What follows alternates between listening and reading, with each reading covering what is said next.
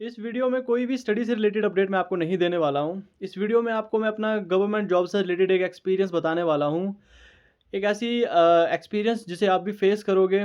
अब देखिए, जब भी हम किसी कॉम्पिटिटिव एग्ज़ाम की तैयारी करते हैं, हमारा जो सबसे पहला सपना होता है कि जब हम जॉब लग जाएँगे, तो हम फाइनेंशियली इंडिपेंडेंट हो जाएँगे। हमें घरवालों से पैसे माँगने की ज़रूरत नहीं है।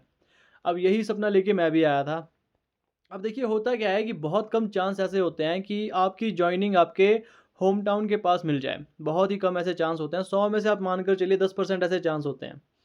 अब क्या होता है कि हम ये मानकर चलते हैं कि जब हमें सरकारी नौकरी मिल जाएगी, फिर हमें पैसों की दिक्कत नहीं होगी, हम घरवालों से पैसे नहीं माँगेंगे, फाइनेंशियली हमें फ्रीडम मिलेगी। लेकिन ऐसा नहीं होता है जब तक आप रेगुलर नहीं होते हैं। अब देखिए, क्या होता है कि अगर मान लीजिए शिमला जैसी जगह में आपकी जॉइनिंग होती है। मान लो आप किसी दूसरे डिस्ट्रिक्ट से आते हो।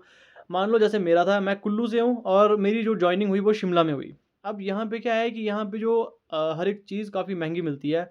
यहाँ पे एक तो रूम्स नहीं मिलते, रूम्स मिलेंगे तो फिर महँगे मिलते हैं। फिर हर छोटी-छोटी चीज़ें यहाँ पे आपको इफ़ेक्ट करने लगेगी। फिर जब आप किसी जॉब में जाते हो, आप ट्रेनी पीरियड में हो, जैसे हम तो कॉन्ट्रैक्ट पे हैं। आप जो आने वाले अभ्यर्थी होंगे वो ट्रेनी पे होंगे। वैसे भगवान करे ट्रेनी पे भी ना हो, आप डायरेक्ट रेगुलर ही हो।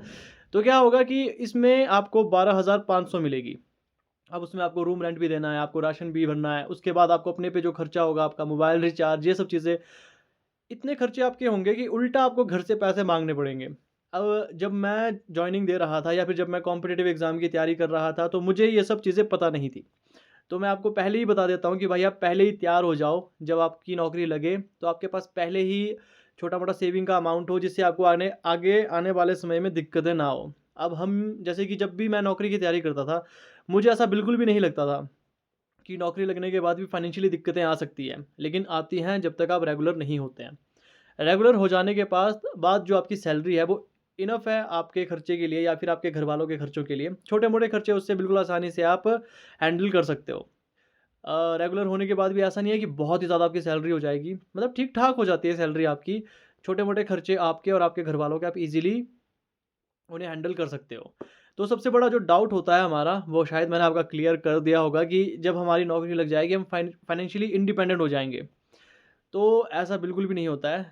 जब तक आप कॉन्ट्रैक्ट पे हो या ट्रेनी पीरियड पे हो, आपको बहुत सारी दिक्कतें आएगी। अब इससे कैसे बच सकते हो कि पहले ही आप धीरे-धीरे सेविंग करिए, जहाँ से भी पैसे मिलते हैं थोड़े बहुत सेव कर लो। ये आपके जब तक आप जैसे कि रेगुलर नहीं होते हैं, तब तक काफ़ी काम आने वाले हैं। तो ये छोटा-सा एक्सपीरियंस था मेरी लाइफ़ का। जब आप जॉब लगोगे, गवर्नमेंट जॉब लगोगे, तो आपको भी ये चीज़ें फेस करनी होगी।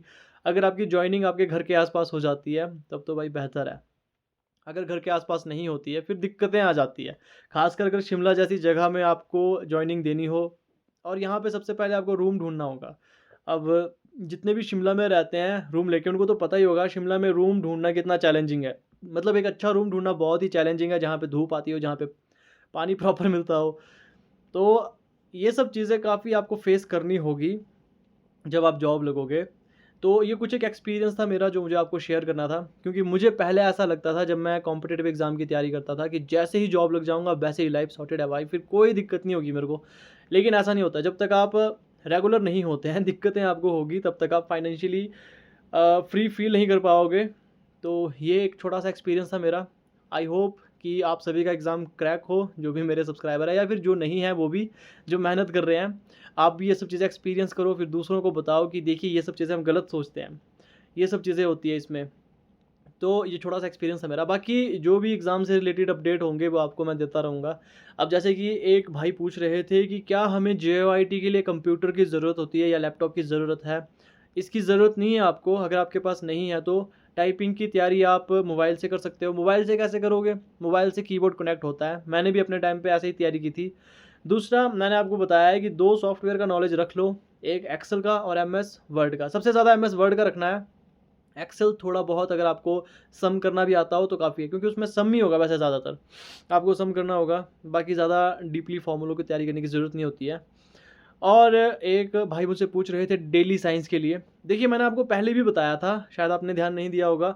डेली साइंस आप तैयार करो अगर आप पटवारी की तैयारी कर रहे हो। जेओआईटी के लिए थोड़ी बहुत आप कर सकते हो।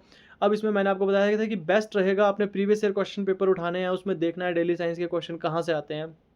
एमसीक्यूज़ से तैयारी करो तो ज़्यादा बेहतर रहेगा।